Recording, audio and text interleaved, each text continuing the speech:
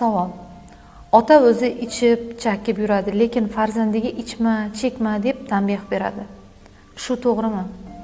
Albatta, bu to'g'ri deb ayta olmayman, chunki har bir ota-ona farzandiga namuna tarzdagina tarbiya bera oladi.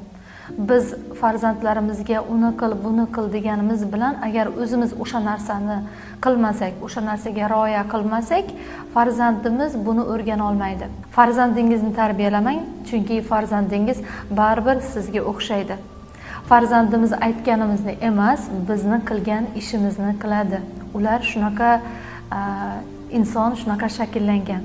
Shuning uchun biz har bir holatda farzandimizga kitob o'qishda yoki telefon ko'rishda, umuman televizor ko'rishdami, ovqatlanishdami, hamma narsada namuna tarzdagina to'g'ri tarbiya bera olamiz. Aziz ota-onalar, farzandi uchun qayg'urayotgan ota-onalar uchun farzand tarbiyasi nomli qo'llanma tayyorladim. Va ushbu qo'llanmani siz Aktualnidan farzandim bo'limidan olishingiz mumkin.